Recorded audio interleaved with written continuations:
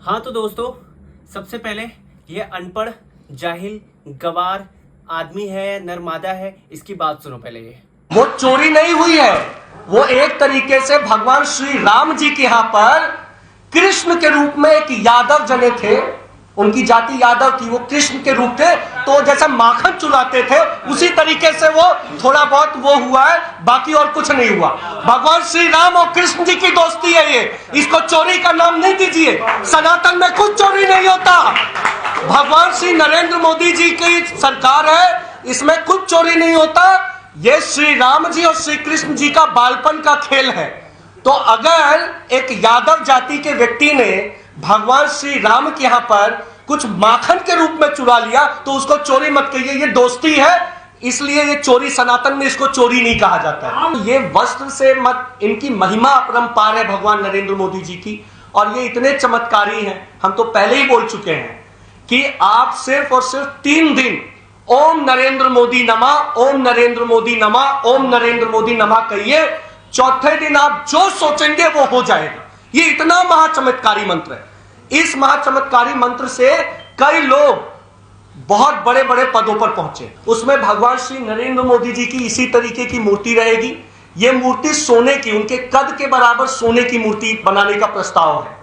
इसी के लिए लगभग 112 करोड़ रुपए की योजना है और इसका शिलान्यास बहुत जल्दी होने वाला है। जमीन अलॉट हो चुकी है जी, जमीन सरकार बस बोर्ड ने पास कर दिया है, मंत्रिमंडल सचिवालय में जाएगा और 5 एकड़ भूमि पास हो जाएगा। अब पास होगा क्यों नहीं, खुद सम्राट चौधरी जी जो हैं, चाहे योगी आदित्यनाथ जी, वो तो भगवान नरेंद्र मोदी जी के ही भक्त हैं, तो फिर जमीन अलॉट नहीं होने का कहां प्रश्न उठता है।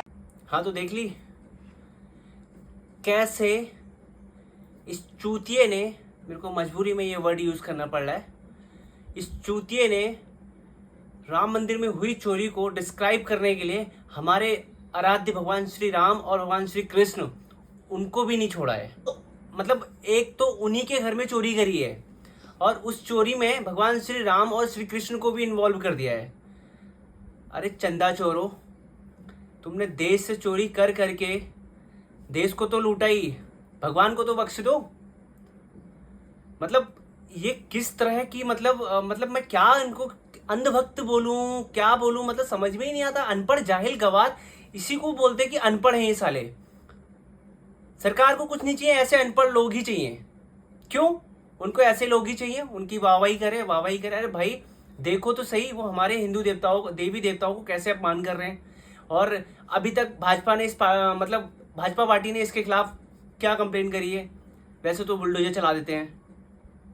मतलब ये हमारे लोगों को भी गलत दिशा की ओर प्रेरित कर रहा है, अंधभक्ति की ओर प्रेरित कर रहा है, गलत चीज़ों की ओर प्रेरित कर रहा है, और भगवान श्री राम और श्री कृष्ण की दोस्ती बता रहा है। मतलब वहाँ कोई चोरी वोरी नहीं हुई, थोड़ी बहुत ऐसी कुछ हुआ है। मतलब इसको जहाँ मिले जूतों से मारो, मैं तो कह रहा हूँ, जहाँ मिले ये जूतों से मारो। और पर्सनली कह रहा हूँ, मुझे मिल गया, मैं जिससे सच में जूते से मारूंगा। मतलब किस लेवल का अनपढ़ जाहिल गवार है साला ये। मतलब इसने भगवान श्री राम श्री कृष्ण को भी नहीं छोड़ा, उस चोरी में इन्वॉल्व कर लिया कि ये भगवान श्री राम और श्री कृष्ण का वालपन की दोस्ती है। मतलब जैसे भगवान श्री कृष्ण माखन चोरी करते थे, वैसे ये वो वगैरह वगैरह। अरे साले शर्म कर, डूब मर। तुझे भगवान तुझे जिसको मानना है मान, अपने कमरे के अंदर मान। तू नरेंद्र मोदी को भगवान मानता है, तू मान, हमें कोई दिक्कत नहीं है, परेशानी नहीं है, लेकिन कमरे के अंदर मान। ओम नरेंद्र मोदी नमः। मतलब ये क्या चूतिया बना रखा है इसने देश को। और अंत में तुम्हें बता दूं, हमारे देवी देवताओं की कमी नहीं है हमारे पास। पहले से ही हमारे पास बहुत सारे देवी देवता हैं पूजने के लिए। तुम ये ऐरा गैरा नत्थु वगैरह जिसको मर्जी उसको पूजो, हमारे पास पहले से ही बहुत सारे देवी देवता हैं हमें पूजने के लिए। समझ गए? तो तुम्हें जितना ढोंग करना है तुम ढोंग करो। जय श्री राम दोस्तों, मिलते हैं नेक्स्ट वीडियो में।